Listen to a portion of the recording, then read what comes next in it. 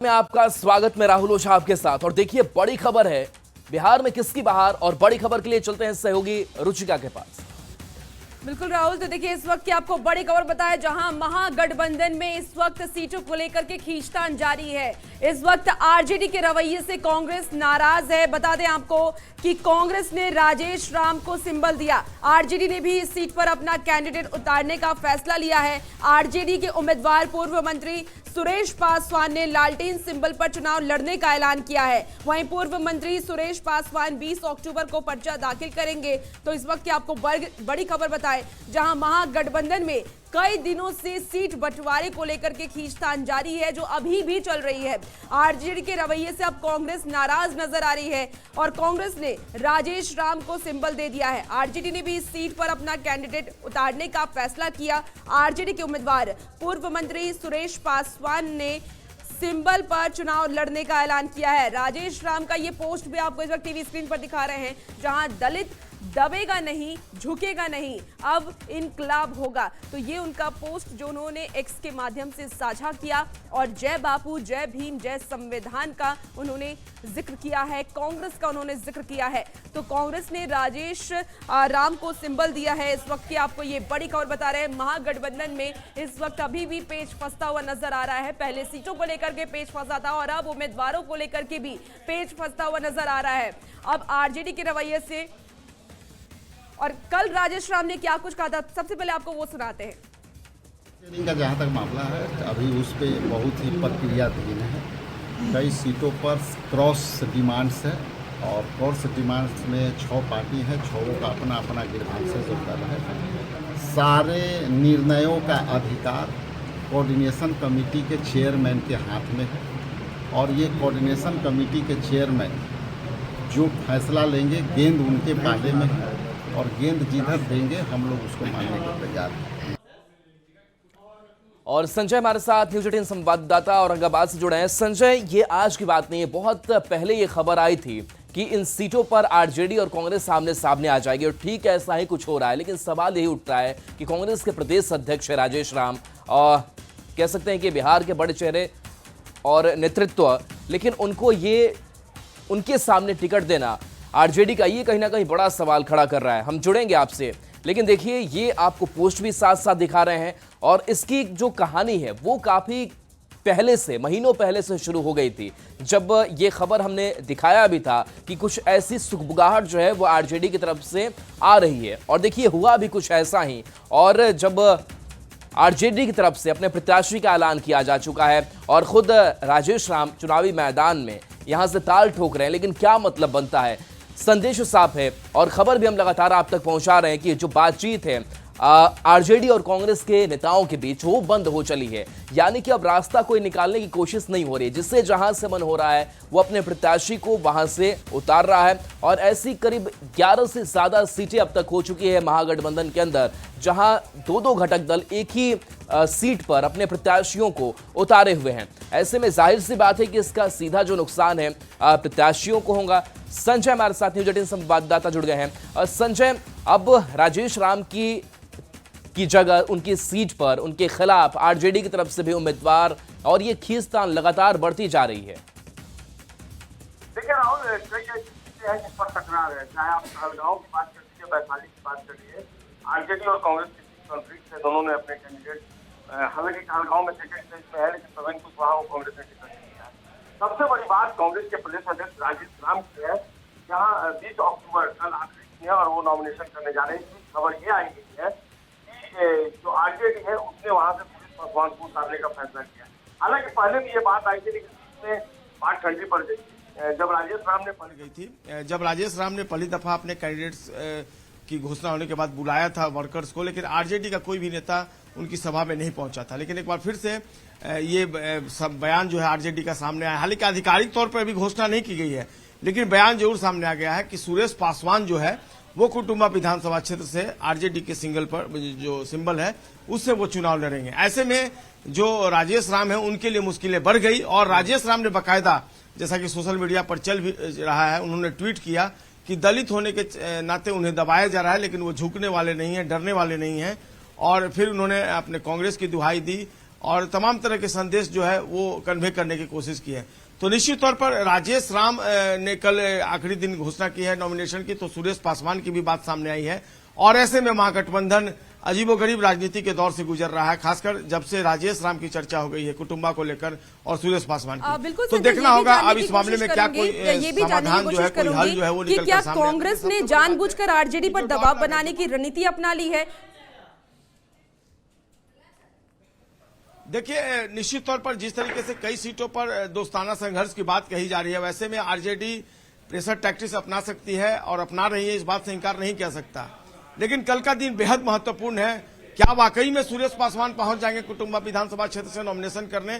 और अगर वो नॉमिनेशन कर देते हैं सुरेश पासवान, चूंकि वो आरजेडी के कोटे से बिहार में मिनिस्टर भी रहे हैं, पर्यटन मंत्री रह चुके हैं, उनका नॉमिनेशन कल की राजनीति के लिए बेहद महत्वपूर्ण है। और उसके बाद ये साफ तौर पर जो फिलहाल दरार दिख रहा है, ये दरार और बढ़ जाएगा और फिर कांग्रेस और आरजेडी के बीच क्या होगा, इसको लेकर राजनीतिक विश्लेषक भी फिलहाल कुछ कह पाने में सक्षम नहीं है।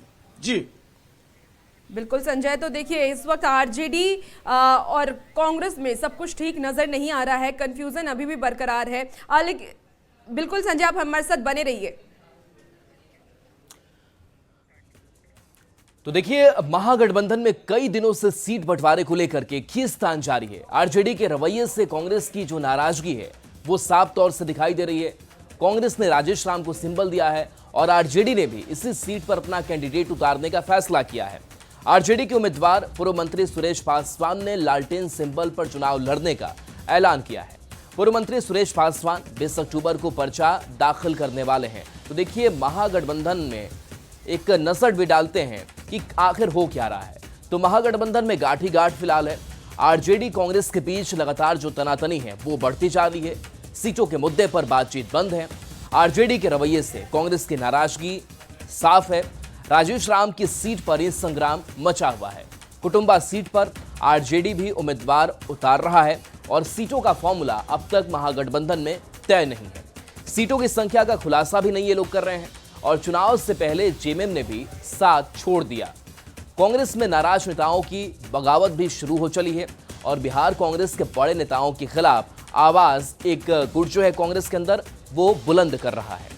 कांग्रेस के नाराज नेता पार्टी के बड़े नेताओं पर ही गंभीर आरोप लगा रहे हैं। आरजेडी की अगर बात करें तो आरजेडी में भी नेता विद्रोह का बिगुल फूंक रहे हैं। तो ये स्थिति फिलहाल महागठबंधन की जो है वो बनी हुई है। संजय हमारे साथ जुड़े हुए। संजय, एक तरफा नहीं चौतरफा कह सकते हैं कि चुनौती परेशानियों से महागठबंधन जूझ रहा है। ऐसे में सवाल यही है कि महागठबंधन के घटक दल एक साथ लड़ रहे हैं, अलग अलग लड़ रहे हैं। जो वोटर्स हैं, जो कार्यकर्ता है, वो किसके पक्ष में हो, उनके पास भी एक बड़ा सवाल है। जी, जाहिर सी बात है कंफ्यूजन की स्थिति होगी। अब देखिए ना, एक आलमनगर सीट है, वहां से जहां तक महागठबंधन की राजनीति की आप बात कर रहे हैं, तो जो नवीन निषाद हैं उनको आरजेडी ने भी सिंबल दे दिया और वीआईपी ने भी सिंबल दे दिया। तो ये महागठबंधन की राजनीति चली। हालांकि कांग्रेस की सफाई आई है इस पूरे मामले में।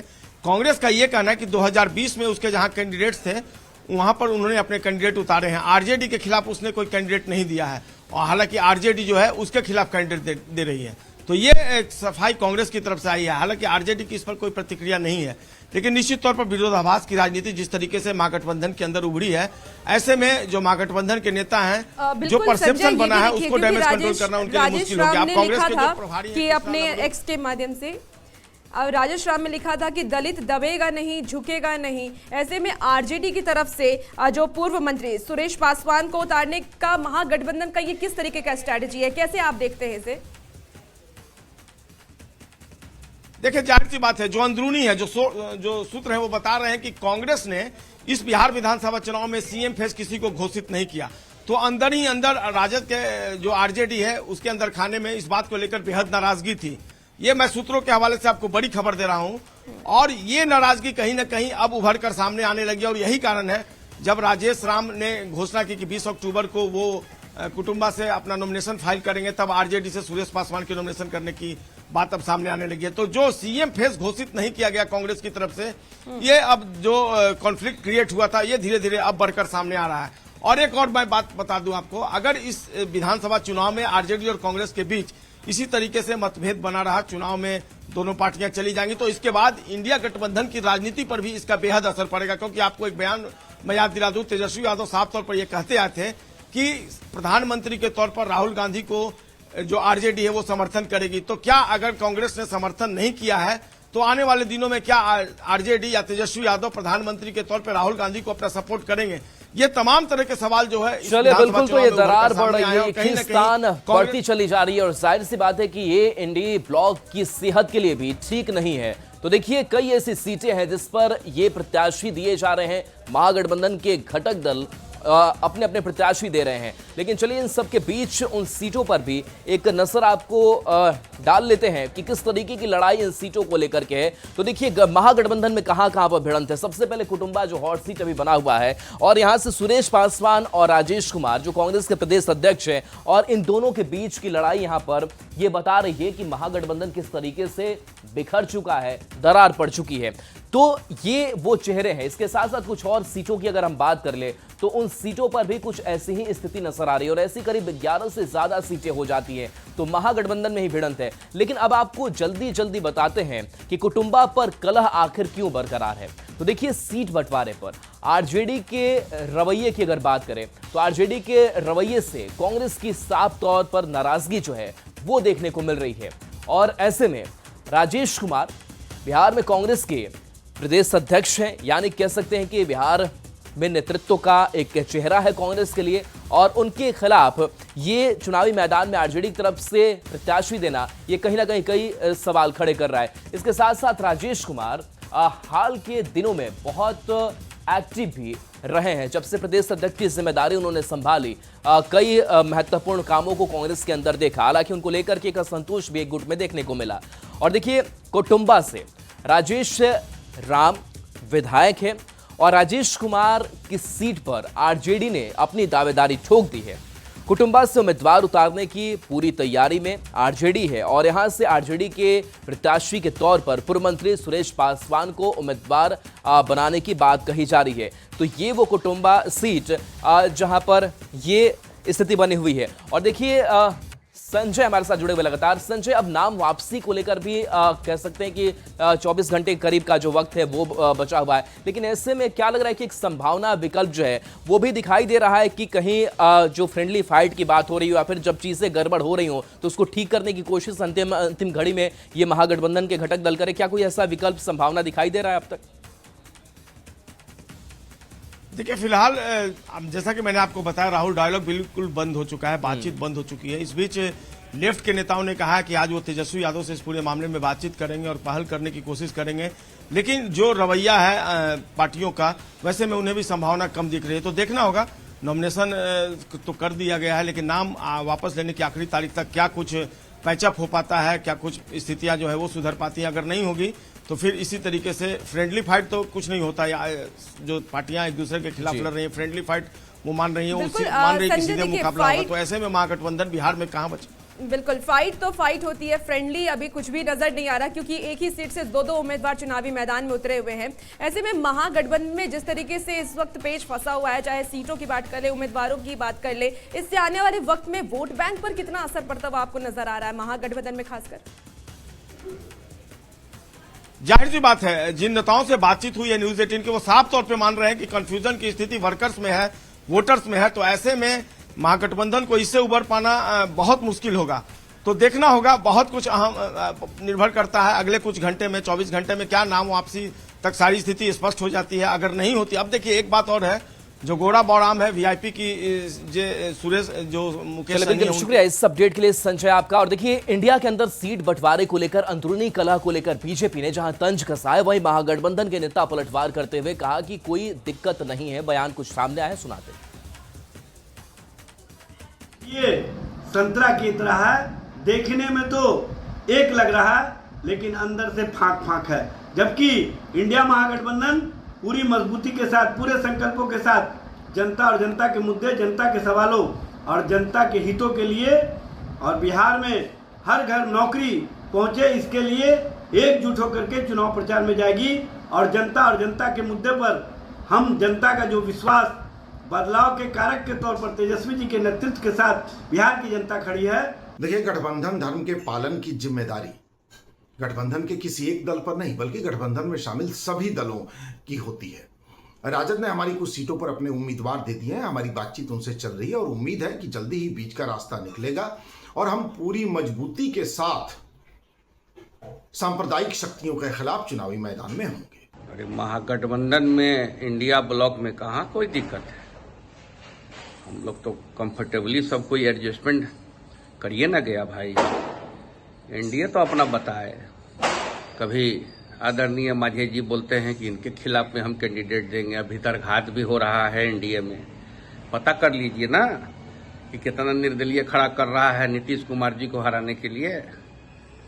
अरे ये सब आई बॉस न है। यह महागठबंधन नहीं, ठगबंधन है। ठगों की जमात एक जगह इकट्ठे हुए जिसका मुख्य उद्देश्य अपना स्वार्थ साधना है। नतीजा सामने है। कोई अपनी पार्टी के नेता पर टिकट बेचने का आरोप लगा रहा है तो कोई दल अपने को उपेक्षित महसूस कर रहा है। कांग्रेस में टिकट को लेकर महासंग्राम छिड़ा है तो झामुमो ने अपनी राह अलग कर अपने उम्मीदवार मैदान में उतार दिए हैं। मुकेश सहनी की वीआईपी पार्टी का हाल तो और भी बुरा है। भाकपा कहां फेंका गई पता ही नहीं चलता। रही बात राजद की तो यहां घर में ही सिर्फ कव्वल की नौबत है। उम्मीदवार को लेकर तेजस्वी और लालू प्रसाद में मतैक नहीं है। बड़े साहबजादे तेज प्रताप अलग पार्टी बनाकर चुनाव मैदान में है। दरअसल राजद नेता तेजस्वी यादव की बड़ी महत्वाकांक्षा ने महागठबंधन के अस्तित्व को ही मिटियामीट कर दिया है।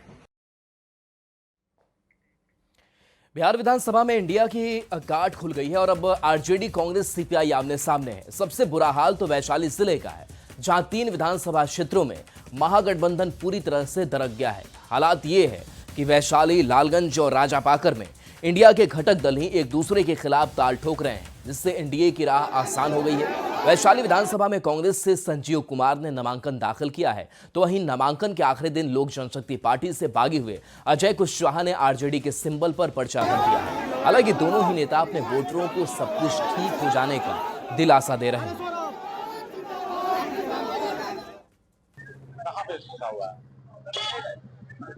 आपके क्षेत्र में कांग्रेस की कैंडिडेट उतारी है।